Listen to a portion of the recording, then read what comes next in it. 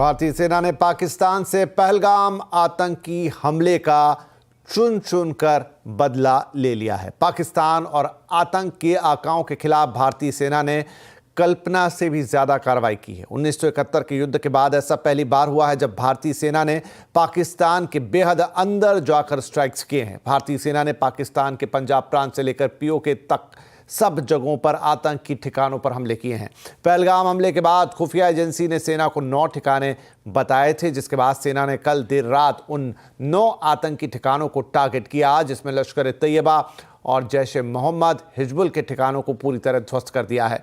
सेना ने press briefing करके आतंकियों के खिलाफ कार्रवाई का वीडियो भी जारी किया है। भारतीय सेना ने पाकिस्तान पर स्ट्राइक का नाम ऑपरेशन सिंदूर रखा है।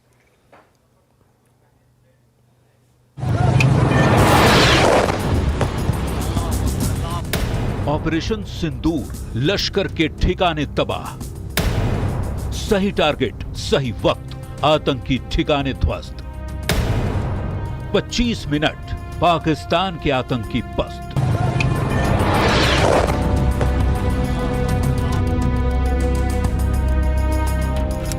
तारीख 22 अप्रैल 2025। भारत के लोगों की ज़हन में दर्ज यही वो तारीख है जिससे देश भर में आक्रोश बना हुआ था, क्योंकि पहलगाम में कायराना आतंकी हमला हुआ था उसी दिन, जिसका बदला 14 दिन बाद भारतीय सेना ने पूरा किया है।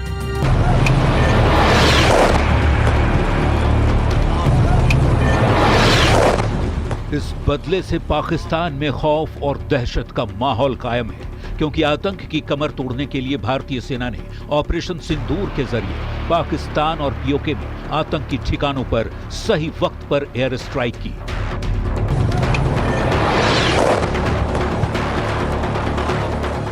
और इसका नतीजा यह हुआ कि 25 मिनट में ही पाकिस्तान के आतंकी पस्त हो गए। लेकिन इसे सिर्फ पहलगाम का बदला नहीं कहा जा सकता। इन एयर स्ट्राइक के जरिए भारत ने अपने पिछले हिसाब भी चुकता कर दिए।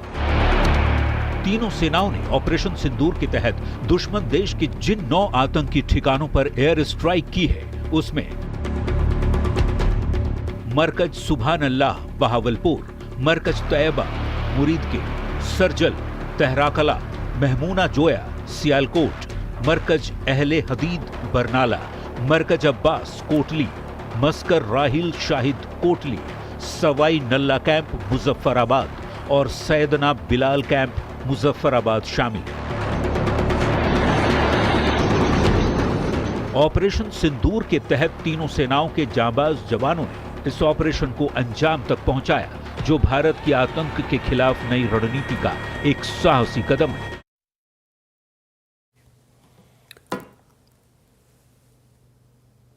तो रक्षा मंत्री राजनाथ सिंह ने अब कहा है कि सेना ने देश का मस्तक ऊंचा किया है। सेना ने संवेदनशीलता के साथ कार्रवाई की और इस कार्रवाई में आम नागरिकों को क्षति नहीं पहुंचाई गई। साथियों, भारत की सेना ने सटीकता, सतर्कता और संवेदनशीलता के साथ कार्रवाई की है। हमने जो लक्ष्य तय किए थे, उन्हें ठीक समय तय योजना के अनुसार सटीकता से उन्होंने ध्वस्त किया है और किसी भी नागरिक ठिकाने, सिविलियन पॉपुलेशन को जरा भी प्रभावित न होने देने की संवेदनशीलता भी हमारी सेना ने दिखाई है। एक तरीके की सटीकता, सतर्कता और मानवीयता यह हमारी भारत की सेना के जवानों ने दिखाई है,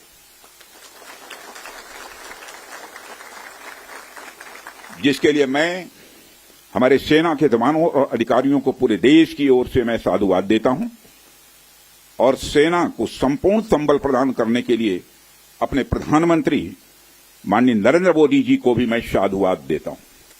हमने हनुमान जी के उस आदर्श का पालन किया है जो उन्होंने अशोक वाटिका उजाड़ते समय किया था। जिन मोहि मारा तिन मोहि मारे। हमने केवल उन्हीं को मारा जिन्होंने हमारे मासूमों को मारा। पाकिस्तान पर भारत की स्ट्राइक के बाद हलचलें काफ़ी तेज़ हैं। ज़्यादा और जानकारी हम लेंगे हमारे सहयोगी लक्ष्मण रॉय से। तो लक्ष्मण, अब काफ़ी सारी चीज़ें हो चुकी हैं। एयर स्ट्राइक के डिटेल्स साझा कर दिए गए हैं। राजनाथ सिंह साहब को भी आपने सुना, भारत ने किस जिम्मेदारी के साथ ये सब कुछ किया है, लेकिन वहीं पाकिस्तान की तरफ से भी रिटेलिएशन का खतरा रहेगा। तो इन सारी बातों के बीच में इस वक्त दिल्ली में क्या बड़ी हलचल है? देखिए, ऑपरेशन सिंदूर तो देर रात खत्म हो गया, लेकिन उसके बावजूद भी भारत सरकार या फिर कहें सेना ने अपनी सतर्कता घटाई नहीं है। ऑपरेशन सिंदूर के बाद लगातार सेना सीमा पर चौकसी बनाए हुए है पाकिस्तान की तरफ से। वहाँ पे कुछ न कुछ थोड़े बहुत वहाँ पे सीमा पर गोलीबारी हो रही है। वो गोलीबारी पिछले 11 दिन से हो रही थी, लेकिन अब वो गोलीबारी बढ़ गई है। उसका मुंहतोड़ जवाब भारत की सेना पाकिस्तानी सेना को दे रही है। लेकिन दूसरी तरफ यहाँ पे आगे चलकर कोई और हरकत पाकिस्तान ना करे, इसके लिए आज सभी राज्यों के डीजीपी के साथ, सभी राज्यों के मुख्य सचिवों के साथ बैठक की गई गृह मंत्री अमित शाह के द्वारा। उनको तैयार रहने के निर्देश दिए गए, उनकी रणनीति पर चर्चा की गई। रक्षा मंत्री ने तीनों सेना प्रमुखों के साथ बातचीत की। प्रधानमंत्री ने कैबिनेट की बैठक में पूरी जानकारी दी अपने सहयोगियों को कि आखिर कैसे ऑपरेशन सिंदूर को अंजाम दिया गया।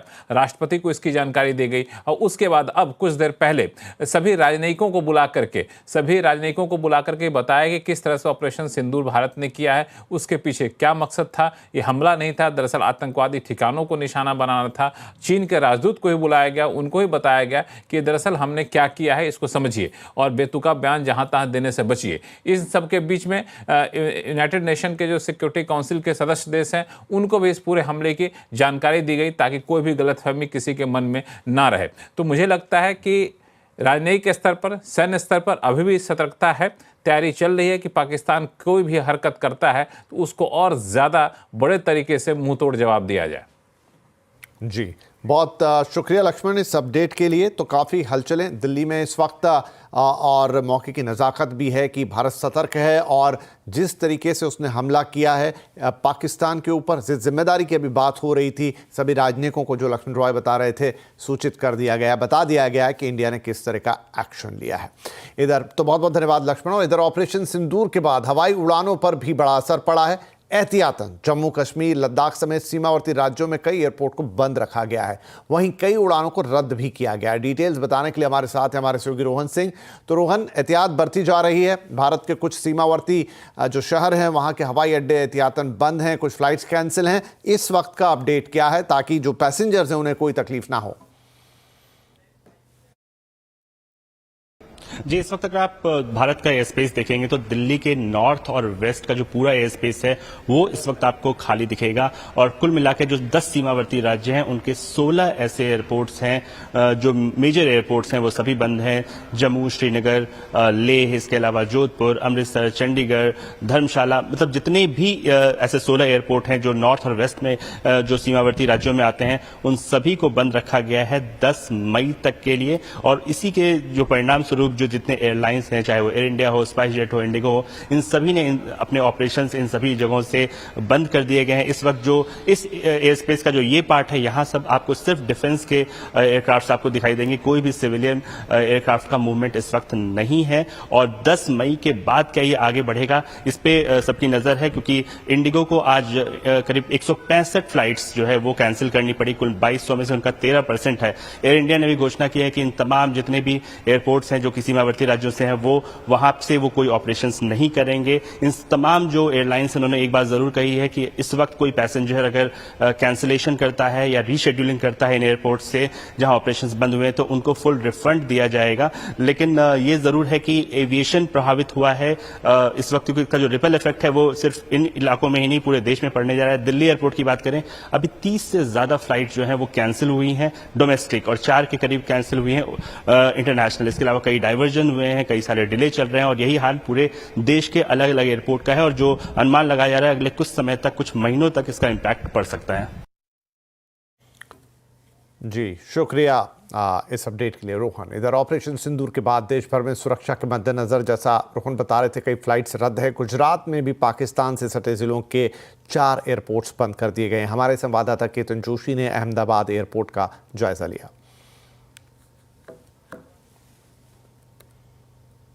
ऑपरेशन सिंदूर के बाद ज़्यादातर एयरपोर्ट पर जो सिक्योरिटी है वो बढ़ा दी गई है। इस वक्त मैं अहमदाबाद एयरपोर्ट पर मौजूद हूं और यहां पर अभी जो हमें पता चला है कि 8 फ्लाइट है वो कैंसिल हो चुकी है, खासकर इंडिगो की उसमें सबसे अधिक है। और कई पैसेंजर जो राजकोट से आगे जाना चाहते थे, लेकिन गुजरात के 4 एयरपोर्ट है जिसको नोटम के तहत अगले आज से 3 दिन तक बंद कर दिया गया है, जिसमें राजकोट, भुज, पोरबंदर शामिल है। तो आइए हम जो कुछ यात्री है उनसे बात करते हैं। अच्छा बताइए कि आपके कौन और कहाँ जा रहे थे और क्या हुआ? हमारे रिश्तेदार है, वो दिल्ली जाना चाहते थे राजकोट से, लेकिन फ्लाइट वहाँ से डाइवर्ट किया है, तो वो हमको अहमदाबाद जाना पड़ा कनाडा जाने के लिए।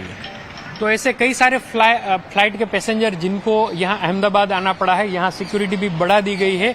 और जो सौराष्ट्र के, जो पाकिस्तान के सटे हुए इलाके हैं, सौराष्ट्र के 4 एयरपोर्ट, उसको अभी नोटम के तहत बंद कर दिया गया है। कमर्शियल ऑपरेशन वहां पर नहीं होगा। केतन जोशी, अहमदाबाद। तो भारत ने ऑपरेशन सिंदूर में आतंकी अड्डों को चुन चुन कर निपटाया है। कैसे होती है प्रिसीजन स्ट्राइक जानने के लिए retired navy officer commodore Shrikant Kesnur से बातचीत की हमारे संवाददाता सांतिया गोरा ने। उनसे हम बातचीत करेंगे, वो बातचीत आपको सुनाएंगे, लेकिन उससे पहले हमारे साथ एक खास मेहमान हैं RSN सिंह साहब, फॉर्मर रॉ हैं और स्ट्रेटेजी एक्सपर्ट हैं। सिंह साहब, बहुत बहुत स्वागत है आपका। चूंकि आप रॉ से जुड़े हुए हैं, स्ट्रेटेजी से जुड़े हुए हैं, एक बात निकल कर आ रही है। अभी कुछ देर पहले हमने राजनाथ सिंह साहब को भी सुना और लगातार भारत ने कहा कि बहुत जिम्मेदारी के साथ ये अटैक किया गया है। मतलब वहां पर आतंकवादियों के अड्डों को ध्वस्त किया गया बिना किसी सिविलियन कैजुअलिटी के या किसी अन्य नुकसान के। इतना प्रिसीजन तभी हो सकता है जब आपके पास एक प्रॉपर इंटेलिजेंट हो, प्रॉपर कोऑर्डिनेट्स हो कि आपको हमला कहां करना है। कैसे ये सब कुछ मैनेज किया गया होगा? टारगेट सिलेक्शन बहुत महत्वपूर्ण होता है, और जब आप टारगेट सिलेक्शन करते हैं तो तमाम पहलू जो है उसको आप फैक्टर इन करते हैं कि भाई कितना एफर्ट इस पे जाएगा और कितना हमको रिजल्ट मिलेगा। तो हर देश हर सेना का यही उद्देश्य होता है कि मिनिमम एफर्ट के साथ आपको मैक्सिमम इम्पैक्ट मिले। मैक्सिमम इम्पैक्ट जब हम पाकिस्तान के संदर्भ में बात कर रहे हैं इस अभी ऑपरेशन सिंदूर को लेके, तो जाहिर है कि हमारा टारगेट जो था वो था ये जो जितनी जिहादी तंजीमें हैं उनके जो ठिकाने हैं और उनके हेडक्वार्टर है उनको ये करना। और ये मैं आपको बता दूं कि ये केवल पहलगांव के साथ ही जुड़ा हुआ नहीं था। जब हम टारगेट सिलेक्शन कर रहे थे, आपने अगर ब्रीफिंग सुना होगा वो 2 लेडी ऑफिसर्स के द्वारा, तो उसमें तमाम उन्होंने हर जगह को किसी न किसी टेररिस्ट एक्टिविटी या अटैक, पास्ट में टेररिस्ट अटैक से जोड़ के उन्होंने किया था। जैसे कि 26/11 में मुरीद के का क्या रोल था, सियालकोट का पठानकोट में क्या रोल था। तो जो टारगेट सिलेक्शन होता है वो बहुत इंपॉर्टेंट होता है। जब एक बार आपने टारगेट सेलेक्ट कर लिया कि आपका ऑब्जेक्टिव क्या है, इस केस में था ये, जैसा कि मैंने कहा, जिहादी हेडक्वार्टर्स, फिर उसको न्यूट्रलाइज करने के लिए आपके पास वेपन सिस्टम्स क्या है, वेपन प्लेटफॉर्म्स क्या है। तो वेपन प्लेटफॉर्म्स जो कि आपको वो इफेक्ट और इम्पैक्ट दे सके, और आपका भी जो आपकी जो सुरक्षा है वो भी ध्यान में रखी जाती है। तो हमारे पास मैं आपको बता दूं कि ये टारगेट सिलेक्शन में जितना रोल टेक्निकल इंटेलिजेंस का है, उतना ही रोल ह्यूमन इंटेलिजेंस का भी होता है। और फिर टारगेट एक्विजिशन वो एक टेक्निकल एक तरीका है। हम दोनों क्षेत्रों में हमने अगर हम अच्छे नहीं होते तो इस तरह के आपको परिणाम नहीं हासिल होते। इसमें सिंह साहब कहा गया कि अब ये तो थोड़ा स्ट्रैटेजिक होगा, पता नहीं हम इस पे कितनी बात करनी चाहिए कितनी नहीं, लेकिन इसमें वायुसेना भी रही, इसमें भारतीय सेना भी रही और इसमें नौसेना ने भी ऑपरेशन में हिस्सा लिया। इसका मतलब कि हर तरह के हथियार इस्तेमाल हुए, जिसमें ड्रोन्स की बात आ रही है, जिसमें प्रिसिशन मिसाइल्स की बात आ रही है, जिसमें एयर स्ट्राइक की भी बात आ रही है। नहीं, जाहिर सी बात है कि जो भी हमारे पास हम एक स्टैंड ऑफ डिस्टेंस से, मतलब हमने एंगेज किया है टारगेट्स को। आपको मालूम है कि हमारे म्यूनिशंस घुसे हैं पाकिस्तान के अंदर में, हमारा प्लेटफॉर्म नहीं घुसा। मैं फाइटर एयरक्राफ्ट की बात कर रहा हूँ। और ड्रोन्स तो आपको मालूम है कि जैसे जैसे नया दौर आ रहा है, तो यूक्रेन वॉर ने एक चीज तो स्थापित कर दिया कि ड्रोन्स का बहुत अहम रोल है किसी भी उसमें। तो उसमें भी कोई देश पीछे नहीं रह सकता है। लेकिन स्ट्रैटेजी के तहत आपको मैं बताऊं, वो ठीक है, हमने कोलैटरल डैमेज नहीं किया, हमने, और करना भी नहीं चाहिए, होना भी नहीं चाहिए। वो एहतियात, अगर आपके पास प्रिसीजन गाइडेड म्यूनिशंस नहीं होंगे तो कोलैटरल डैमेज होगा। तो वो हमने किया नहीं। लेकिन हमने पाकिस्तान के वॉर के इंस्ट्रूमेंटैलिटी पर हमला किया, चाहे वो जैश ए मोहम्मद हो, हिजबुल मुजाहिदीन हो, लश्कर तोयबा हो, ये सब पाकिस्तान के वॉर के इंस्ट्रूमेंटैलिटी हैं। पाकिस्तान के अंदर इनकी लेजिटिमेसी है। ये पाकिस्तान मिलिट्री का अभिन्न अंग है। ये पाकिस्तान के मिलिट्री जो उनका फिलॉसफी है और अनस्टेटेड जो डॉक्ट्रिन है, उसका अहम हिस्सा है। इसलिए हम इंतजार करेंगे कि जब उनके वॉर ऑफ इंस्ट्रूमेंटैलिटी को हमने हिट किया है तो फिर उनके तरफ से क्या कार्रवाई होती है, क्योंकि जिनको हम टारगेट किया है वो तो पाकिस्तान मिलिट्री से वो उम्मीद लगाए बैठे होंगे कि कोई जवाबी कार्रवाई हो। बिल्कुल बिल्कुल, नहीं सिंह साहब सही बात है। और अब यही एक बड़ा और अहम सवाल है कि इसका क्या कोई रिटेलिएशन होता है तो भारत उससे भी निपटने के लिए पूरी तैयार है। बहुत बहुत शुक्रिया फिलहाल हमसे बातचीत करने के लिए और ये समझाने के लिए कि एग्जैक्टली भारतीय सेना ने वो प्रिसिशन स्ट्राइक्स किए कैसे होंगे ताकि किसी नागरिक सिविल जो कैजुअलिटीज है वो ना हुई, सिर्फ आतंकियों को टारगेट किया गया। बहुत बहुत धन्यवाद सर। इधर भारत ने ऑपरेशन सिंदूर में आतंकी अड्डों को, जैसा मैंने कहा, चुन चुन कर निपटाया है। कैसे होती है प्रिसीजन स्ट्राइक, थोड़ा और बातचीत इस पर आगे बढ़ाते हैं। जाने के लिए retired navy officer commodore Shrikant Kesnur से बात की हमारी संवाददाता सांतिया गोरा ने। प्रिसीजन स्ट्राइक ऐसा एक चीज होता है जिससे हम एकदम एक्यूरेटली, एकदम 100% हम उन्हीं को टारगेट कर सकते हैं, उन्हीं लोगों को, उन्हीं बिल्डिंग को, उन्हीं कैंप को जो हम चाहते हैं। जाहिर है इसमें हमारे पास इंटेलिजेंस था कि ये कैंप्स कहाँ कहाँ पे हैं, इनमें आतंकवादियों का ट्रेनिंग होता था, लॉन्च पैड होता था, तो हम उन्हीं को मारना चाहते थे। और जैसे आपने ब्रीफिंग में देखा होगा, एक कैटलॉग दिया है मिनिस्ट्री ऑफ डिफेंस ने कि इन कैंप्स में क्या क्या टेरर एक्टिविटीज़ हुआ था। तो उससे हमने एक एस्टिमेट अंदाज़ा किया कि यहाँ पे मारना है कि जो भी आपके पास मिसाइल हो या बॉम्ब हो या जो भी म्यूनिशन हो, उसको हम गाइड करते हैं टारगेट को। ये गाइडेंस 3-4 अलग अलग तरीके से होता है। एक होता है उनमें आप जीपीएस और ये लगाओ, पर जीपीएस भी इतना एक्यूरेट नहीं है, तो इनर्शियल नेविगेशन सिस्टम्स होते हैं। उसके अलावा उनमें सीकर्स होते हैं, इंफ्रारेड या रेडार। तो लास्ट मिनट जो फाइनल रन के लिए, जो लास्ट माइल में, वो एक्यूरेटली होम ऑन कर सकता है उसी टारगेट पे जिस पे हम चाहते हैं। तो निशाना इधर उधर नहीं होता है, तो हम लोग उसमें मल्टीपल सीकर्स डालते हैं।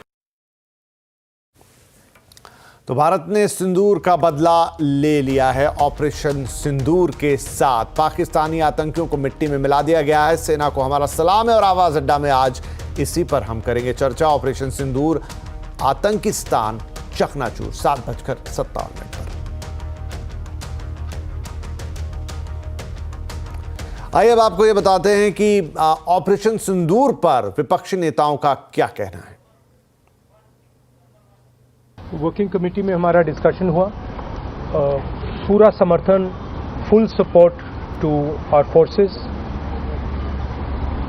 Best wishes to them, much love to them, complete support from the Congress party and the Congress working committee.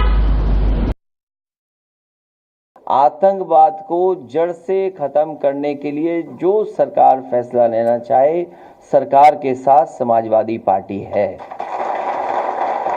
जिस समय जड़ पे हमला होगा, ये जो टहनियां दिखाई दे रही हैं वो अपने आप सब समाप्त हो जाएंगी। और सीमा की सुरक्षा के लिए हमेशा सजग रहना पड़ेगा। सजग रहते हुए ही सीमा की सुरक्षा हो सकती है।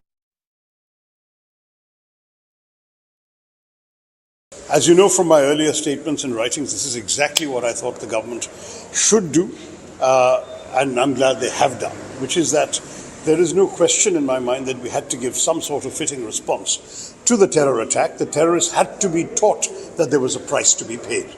And sadly, this kind of impunity that they believe they enjoy would have only emboldened them to continue with further attacks. So it was important and essential to give them some sort of response that was a kinetic response. In addition to the diplomatic measures we all know about, the government announced various things, action on visas, all sorts of things. But today, what they have done is a fitting response.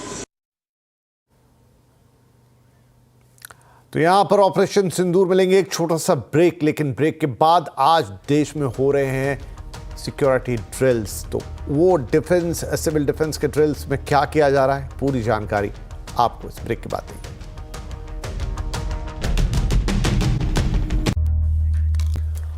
Welcome back. आप देख रहे हैं operation सिंदूर, हमारी खास पेशकश और इससे जुड़ी हुई खबरें। तो पहले से तय कार्यक्रम के मुताबिक आज देश के 244 जिलों में सिविल डिफेंस ड्रिल का आयोजन हो रहा है, जहां स्कूली बच्चों, सरकारी और गैर सरकारी संस्थानों के लोगों को दुश्मन के हमले और इमरजेंसी के हालात में रिस्पांस का तरीका बताया जा रहा है। मॉक ड्रिल में सेफ शेल्टर की पहचान, हमले की स्थिति में शेल्टर लेने के बारे में तरीके, इन सब के बारे में बताया जा रहा है। इसके साथ ही आम पब्लिक प्रॉपर्टी और सामान की रक्षा कैसे करनी है, इसकी ट्रेनिंग भी दी जा रही है। वहीं घायल लोगों को प्राथमिक चिकित्सा देने से लेकर हॉस्पिटल पहुंचाने की ट्रेनिंग भी हो रही है। रात को हवाई हमले की सूरत में ब्लैकआउट्स और ऐसे हालात में सुरक्षित रहने की ट्रेनिंग भी दी जाएगी।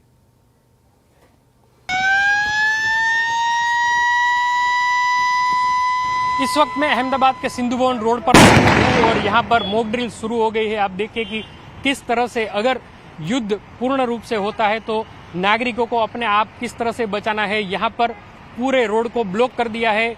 यहाँ आगे आप देखिए कि एक स्क्रीन लगी हुई है, उस स्क्रीन में भी लगातार डेमो आ रहा है कि खासकर हमारे नागरिक है वो अपने आप को कैसे बचा पाए। तो आइए हम जो सिविल डिफेंस ऑफिसर है उनसे बात करते हैं कि आखिरकार वो यहाँ पर किस तरह की लोगों को ट्रेनिंग दे रहे हैं और किस तरह से लोगों को अवगत करवा रहे हैं। बताइए सर, आप यहाँ किस तरह की ट्रेनिंग दे रहे हैं लोगों को? नागरिक संरक्षण दल जो है वो भारत की चौथी मिलिट्री है।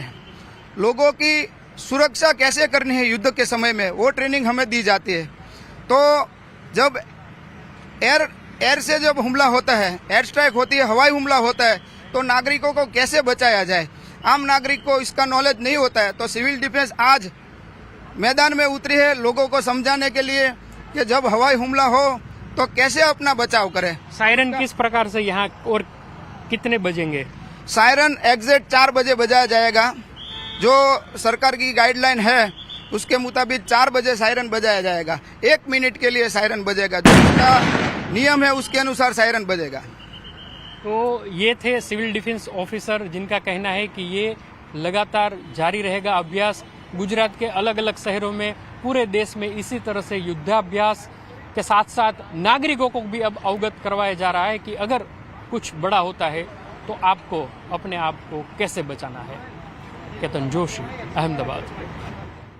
एक तरफ भारत ने जहां पाकिस्तान को उसके घर में घुसकर मुंहतोड़ जवाब दिया है, वहीं दूसरी तरफ देश भर में नागरिकों को आपात स्थिति के लिए जागरूक बनाने के लिए यहां पर मॉक ड्रिल की जा रही है। देश भर में इस वक्त मैं मौजूद हूं राम मनोहर लोहिया अस्पताल में, जहां पर आप देख सकते हैं ये मॉक ड्रिल की जा रही है और यहां पर इस तरह की स्थिति बनाई गई है कि अगर किसी हमले में मास कैजुअलिटी होती है, बड़ी संख्या में लोगों को चोटें आती हैं, तो उनका इलाज किस तरह से किया जाएगा। मैं आपको बता दूं ये जो मॉक ड्रिल हो रही है इसमें सभी बड़े डिपार्टमेंट, जिसमें general medicine, general surgery, orthopaedics, neuro surgeon, इस सब की टीम डॉक्टर्स की और दूसरी जो पैरामेडिकल स्टाफ है वो यहाँ पर मौजूद है। और तस्वीरें आप सीधी देख सकते हैं राम मनोहर लोहिया अस्पताल में इस वक्त जो मॉक ड्रिल की जा रही है।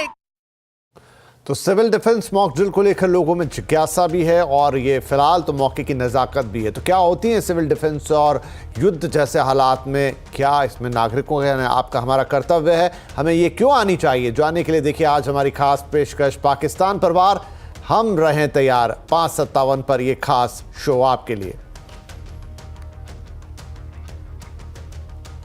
ऑपरेशन सिंदूर की खबर के बाद भारतीय बाजारों में भी आज शानदार तेजी देखने को मिली। आज का बाजार निचले स्तरों से शानदार रिकवरी पर बंद हुआ। सेंसेक्स 106 पॉइंट चढ़ा तो निफ्टी 35 पॉइंट की बढ़त के साथ बंद हुआ।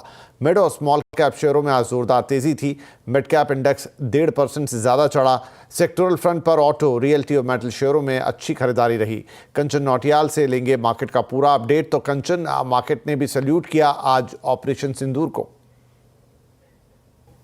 तो डेफिनेटली आज मार्केट ने भी ऑपरेशन सिंदूर को सैल्यूट किया है। सुबह एंटिसिपेशन लगाई जा रही थी, बाजार में हमें एक प्रेशर देखने को मिलेगा, लेकिन बाजार ने आज सीधा सीधा ऑपोजिट रिएक्शन दिया है। देखते हैं कि स्टॉक स्पेसिफिक एक्शन किस तरीके का रहा है। सबसे पहले बढ़ने वाले शेयर्स की बात करी जाए तो इटर्नल यहां पे करीब करीब 2% का इजाफा, बजाज फाइनेंस 2.25% की तेजी यहां पे हमें देखने को मिली है। श्रीराम फाइनेंस की बात करी जाए तो ये भी कुछ इसी तरीके की बढ़त के साथ बंद हुआ है। बात करें टाटा मोटर्स की, जहां पे इंडिया यूके जो एफटीए है उसका सीधा सीधा एक असर आता हुआ दिखाई दिया है। लूजिंग स्ट्रीक में आईटीसी 1% का प्रेशर, बजाज ऑटो 1.5%, सन फार्मास्यूटिकल में 2% का प्रेशर। और इस टाइम पे अगर हम बात करें एशियन पेंट्स की, देखिए इसके नंबर्स आने वाले हैं कल, उससे पहले यहां पे हमें रिएक्शन देखने को मिला है, बिकॉज नंबर्स का अनुमान लगाया जा रहा है कि थोड़े से हमें सुस्त देखने को मिलेंगे।